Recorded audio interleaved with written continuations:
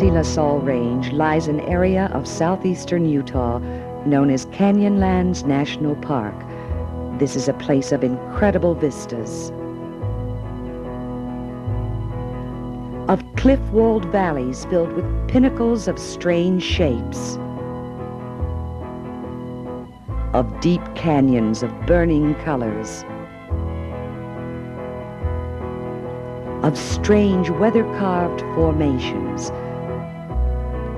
Through the heart of this land runs the Colorado River.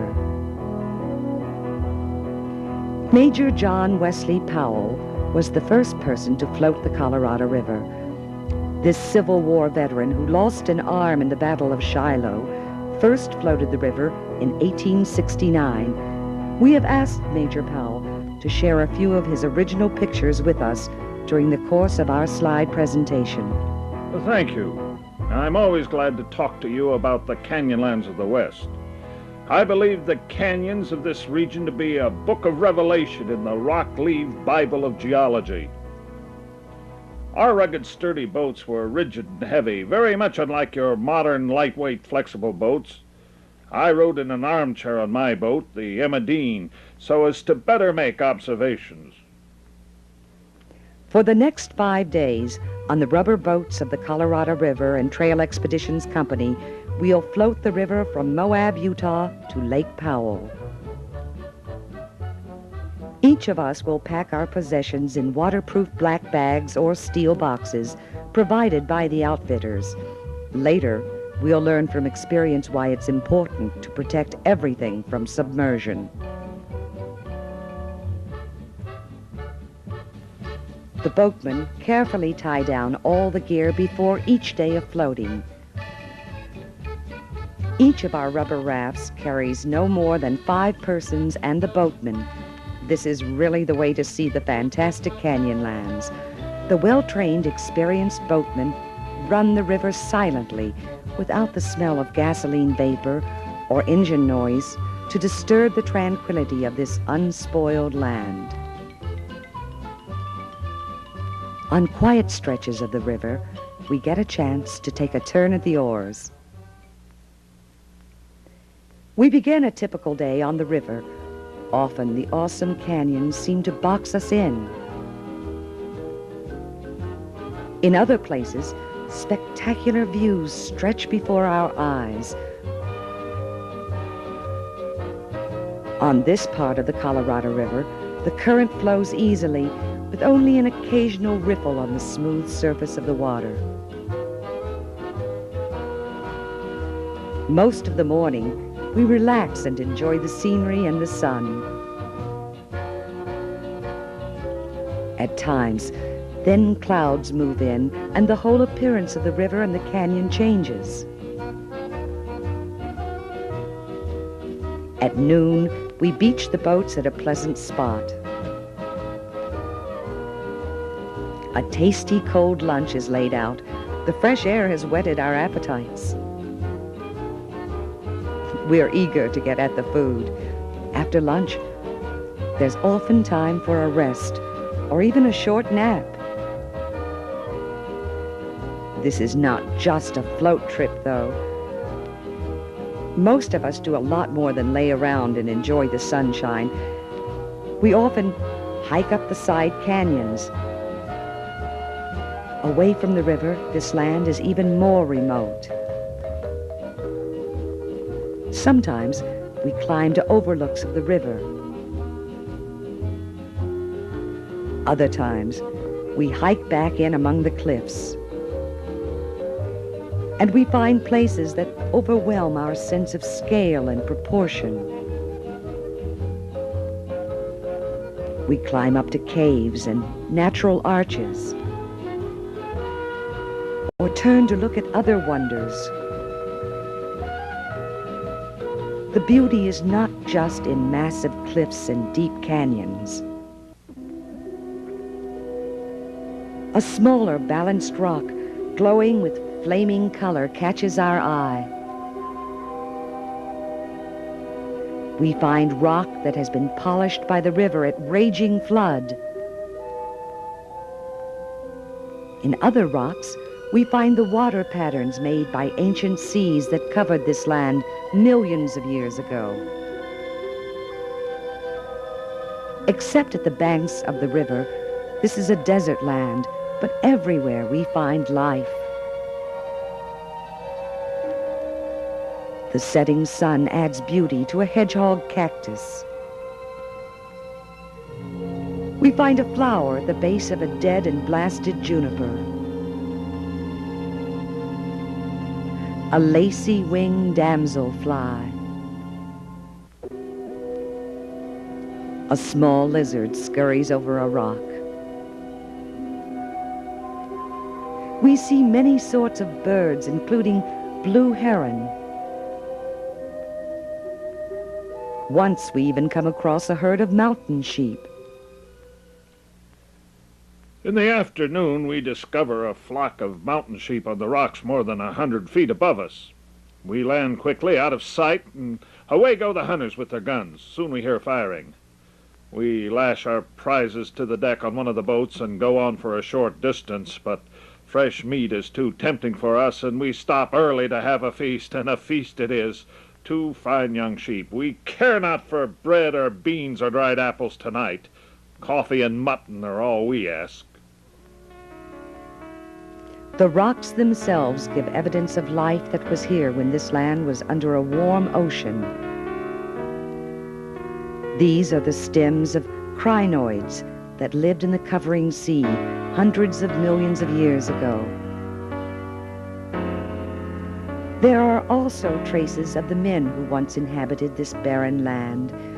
This is a granary of the Anasazi Indians. They also left behind them mysterious artwork and picture language etched into the desert varnish that covers many rocks of the region. In the afternoon, we're back on the river to again enjoy the changing scene. Swimming is a great way to beat the heat of the afternoon. This must be one of the most spectacular old swimming holes in the world. We hear a sound as of thunder and look to see a landslide cascade from a side canyon. Such living geology is rarely seen, but we are glad it was not closer to the river and us. The color and shape of the canyon seems to change as the sun settles in the late afternoon.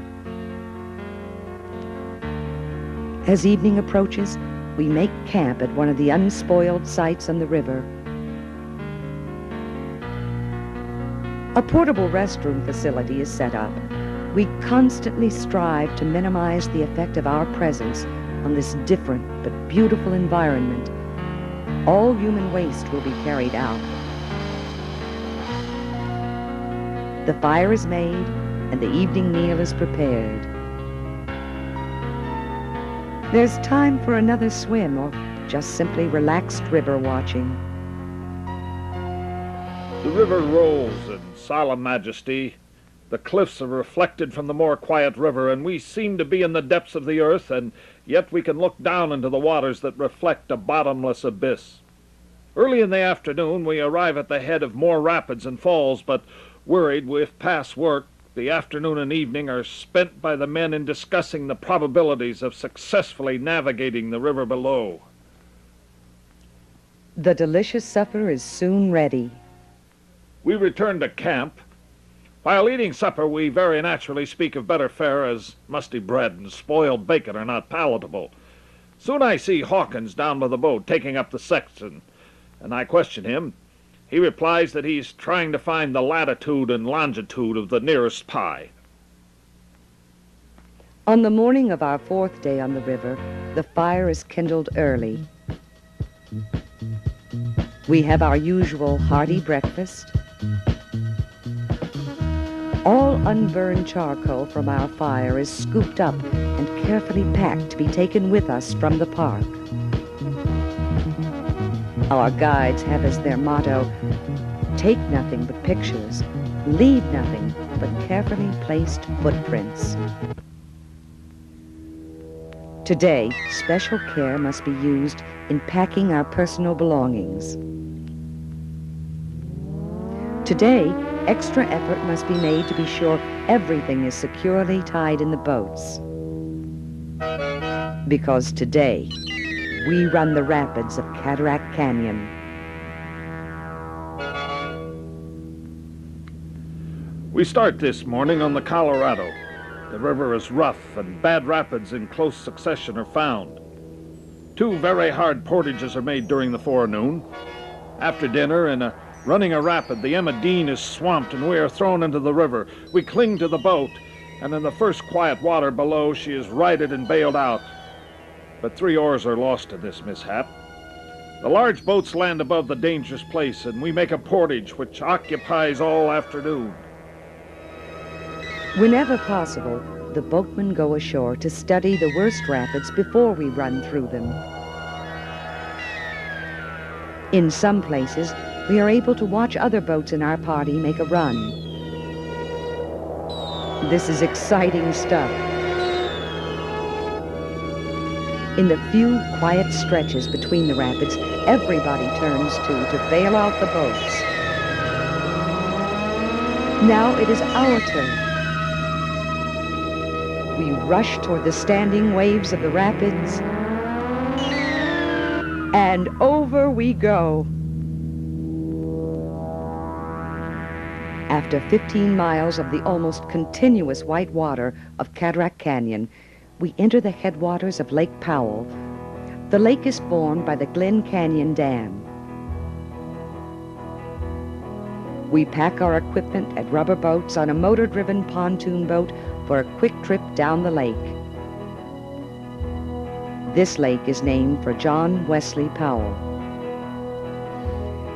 As we cruise under the Height Bridge, we know our fabulous journey will soon be over. We'll fly back to our starting place. Below us, on Lake Powell, we see boats where we were only hours earlier.